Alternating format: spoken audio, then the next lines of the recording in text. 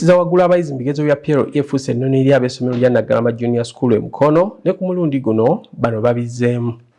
Okusinziira ku mutandisi w'essomero lino Lawrence Lugolobi baatuuza abayizi 52 nga bonna bayitidde mu first grade so nga ku bano abasatu abasinze bannaabwe bakoonodde obubonero 4. Naggalama Junior School mwaka guno era ogw'omuddiringano twazzeemu okukola obulungi ate ntukolera ddala bulungi nnyo abaana baffe bonna ne bayita bulungi tebafuna first grades. Obuzungu kyayinza okugamba oba mu njogera endala yayinza okugamba twakubye kalamba kitegeeza abaana bonna twabayisizza nga bafunye first grade era nga kituwadde essanyu ly'amaanyi ate n'okusoomoozebwa wakati kati bano bonna bayise kati ne bana abajja nabo kati tulina ate okudda ku drawing board okulaba nti twongera okwetegeka okusingawo nga bwe twabadde omwaka oguwedde. Tulabe nti bonna era abaana betulina bazadde betulina mu kirasi zonna bonna tubasomesa bulungi era tubasuubiza abazadde baffe mwenna abali erudda eyo abatalina kutuwa abaana mubatuwe kubanga tuli beetegefu okulaba nti tubongerako omutindo tubawa ekyo kitubasuubiza era kyetulaba nti kiyinza okubayamba. Ekisooka okubeera abantu balamu, ekyokubiri okubanga balina eddiini, ekyokusatu nga balina obukugu obw'enjawulo mu bintu bingi. Tubasomesa mu kibiina naye ate n'ebweru tubasomesa tetubisuulirira ebweru. Tubasomesa ebyemizannyo, tubasomesa ebyokuyimba, tubasomesa ebyennimiro era bw'oyitako mu compound zaffe olaba tulinamu kye tuyita demonstration gardens.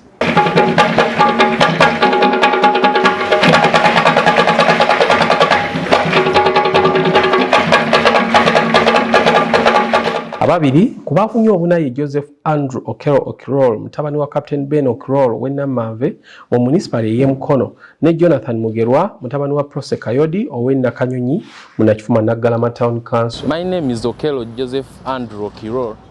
I got 4 aggregates. What helped me to pass is my father. He paid my school fees in time. He gave me whatever I needed to come to school, and my teachers taught very well. They taught everything very well that I got those 4 aggregates. I thank my matrons, all the staff who were helping me in this school.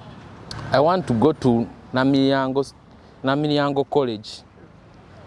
I want to become an architecture because I know sciences very well and math. Bano wetutuukidde ku ssomero ng'amawulire ag'okkuba ebigezo bya PLE ku mutwe gabagudde dda mu matu olwo ne badduka zambu okutuuka ku ssomero bakakase oba bye babadde bafunye ku masimu gaabwe okuva ku UNEB bye byabadde bituuse ne ku ssomero. Mugerwa Jonathan atubeera Nakanyonyi. Nebaza Katonda yansobozesa okukola obulungi era nga nafunye 4 aggregate. Kyanyambyeko okukola obulungi abasomesa bange bansomesa obulungi.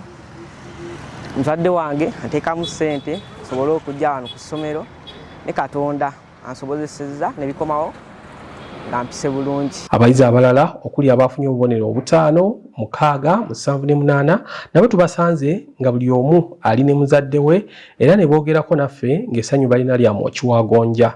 My name is Nsanya Janet Naganda. I got 5 aggregates and I want to go to Our Lady of Africa, Namiryango. I want to be a surgeon in future. My name is Opio David Jr. I got 5 aggregates. I want to go to King's College, Budo. I want to be an engineer. My name is Mianja Jawash. I got 5 aggregates in Naggalama Junior School. I live in Kakola and I would like to study from Mount St. Henry's. My dream career is I want to be a civil engineer. Manya gange nzeruta akome Joram Divine nga nviira mu gwendidde. Amanya g'abazadde bange gali Lukwago Patrick ne Namutebi Rehema nga ekirooto kyange kufuuka engineer. Manya gange Nzembogo Gabriel mbadde nsomera ku Naggalama Junior nafunye aggregates 6. Ekikozo kyange njagala kubeera musawo. Nyaga muzadde wange Nasal Stepista era era njagala kusomera ku ssomero aliyita St. Joseph SS Naggalama. Abazadde nabo batubuulidde nti wamma ddala essuubi ly'abali waggulu nti abaana baabwe baali bakuyita kuba Naggalama Junior School ssomero eryegulidde erinnya mu kisaawe ky'ebyenjigiriza ng'ate emyaka egize giddiriŋŋana lizze liyisiza waggulu abayizi mu ngeri bw'eti. Captain Ben Okiror, a parent to Okello. I'm very joyful for Okello having scored 4 aggregates. We were expecting that because we knew Okello could make it. He has always been getting 5, 6 in other forums. So we were expecting the 4. It was not a surprise. We are very, very, very happy as a family. And Okello has broken a record because his brothers and sisters, the highest to have gotten should be 6 or 7. But today, we are very joyful for Okello to have made a record of scoring aggregate 4. We are very, very, very, very, very happy. And we are struggling hard to make it sure that Okello should become an engineer, either civil or architecture, whatever engineering, but that is what is going to become. Because we have a brother who is already a lawyer, we have also a sister who is accountant, and now Okello is coming to make it as an engineer. Another sister is pursuing medicine. So that is it. That's how we are struggling. We are struggling hard, and we are praying that God comes amidst us to fulfill Okello's dreams. Naggalama Junior has always had a history of performing very well. They always get 100% first grade, and even in this particular Okello's regime, I believe they have also gotten 100% pass mark.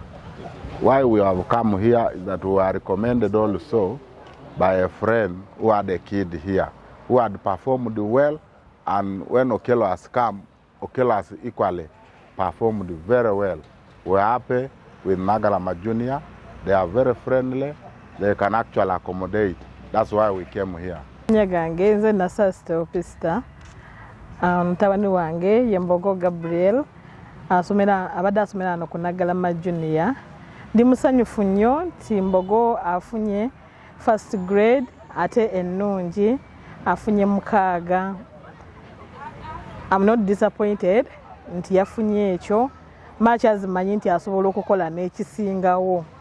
Mbogo ayagala kubeera doctor, ayagala kubeera surgeon. Okuvanga muto abadde nga aloota, naye nsaba Mukama amuyambe atambuze bulungi emisomo gye asobole okutuuka ku ekyo kyaluubirira okufuna. Amanya Kayo Diplosi, taata ye Kato Sam, tubeera Nakanyonyi, naye banaye essanyu ly'empulira nze sinalina bwe nnyinza kukyogera kubanga omwana wange yasusse. Nabadde sikimusuubira, mbadde nsuubira nti oba onaaba waakomeka, naye kyansusseeko kubanga aleese obubonero 4. Ne tubwenyumirizaamu nnyo bannaaye. Tweyanza nnyo abasomesa b'abalungi, ssomero lyeddungi abadde alyagala nnyo, n'abasomesa be bakoze omulimu gwa ttendo n'ennyo n'amaanyi, kuba omusomesa buli lwaba ng'ayagala abaana be basomesa naye baba bamuwuliriramu olw'ensonga nti kyayagala baba bakyagala, nabo ne bakola ki, ne bateekayo omwoyo okuba nga basoma obulungi. Tweyanza nnyo essomero lyaffe lino. Naggalama Junior ssomero ddungi nnyo. Omukulu w'essomero lino Ronald Jaganya atubulidde nti emyaka egiri eyo mu 5 egize giddiriŋŋana essomero lizze liyisiza waggulu abayizi nga kati efuuse ennono yaalyo era tebeewunyiza nnyo ng'agamu ku masomero agafunye obufunyi akakisa omulundi ogusoose. Twatuuse ku buwanguzi, twatuuza abayizi baffe 52 bonna bafunye first grade ne tuzireeta 52, twafunyemu abafunye 4 aggregates babadde 3, ate nga worst mark yaffe yabadde ya 11 points. So tukyebaliza Katonda olw'enkola eyo. Naye ffe Naggalama Junior School enkola yaffe ze yeeyongerako mwaka ku mwaka. naye ng'ebimu ebitufudde okubanga ate twenywereza mu buwanguzi obwo okusookera ddala nina abasomesa abatendeka obulungi era abamala okubanga babangula abayizi bano okutuuka ku buwanguzi bonna bwe tuba twetaaga. Nina enteekateeka compound yaffe nga Naggalama Junior School eri conducive nnyo ku mwana, sobola okumusobozesa okubanga asobola okubanga temutaataaganya mu kusoma kwe.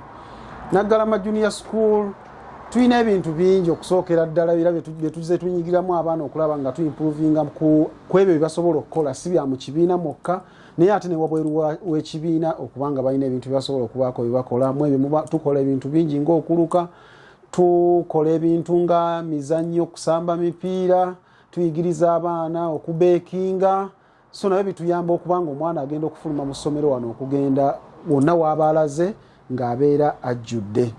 Olwo ate akulira ebyensoma abasinga gwe bamanyi nga Dos Steven Nsubuga naye atubuulidde bakikola batya anti naffe tumwesibyeko atuwe ku bukodyo lwaki ng'abalala bagwa nga bwe gwabadde ku kigezo kya SST ate bo abayizi baabwe tebakisanzeemu buzibu yadde.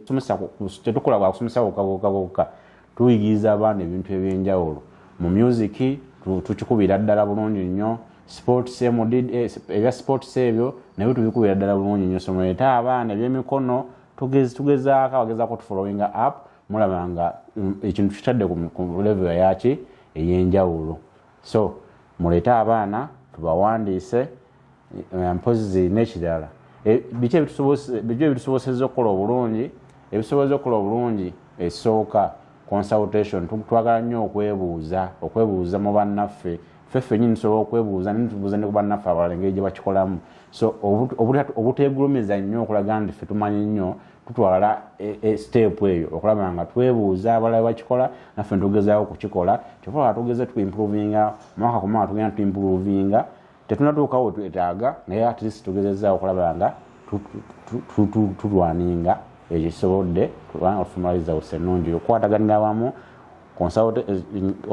wamu consultation team waka bituyambye nnyo okulaba nga tufunaliza otuseze ennungi. Olwo ate Lugolobyo omutandisi w'essomero lino amaze eggobe mu kibya bw'atunnyonnyodde bw'akikola okukuuma abayizi, abasomesa n'abazadde nga basanyufu. Olwo ne kibeera kyangu abayizi okuggyayo obubonero. Kituyambye ekisooka tulina abakozi abeewaayo buzungu bayita dedicated.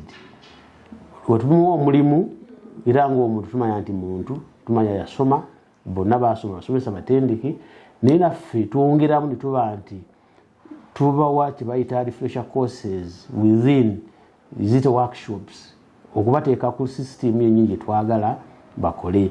Ekyo ng'okijjeeko n'abazadde bennyini tukolagana nabo bulungi.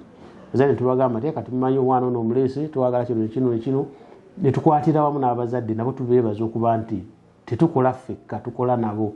Kana abaana bennyini ne tubawa kye tuyita guidance and counseling, ne tubabuulira kye tubaagalamu okusinza ku busobozi bwabwe. Buli omu n'akola ng'amanyi alwanirira ku excelleringa ne motto yaffe era buli omu agimanyi egamba strive to excel. Buli muntu kubanga omwana ajja ng'omwana omu ne bwaba balongo ngo baleese lumu wano ne buli mwana tumutwala ng'omwana. Buli omu tumugamba buli omu alina okulwana okuyitimuka. Strive to excel zawa motto yaffe wano ku Naggalama Junior.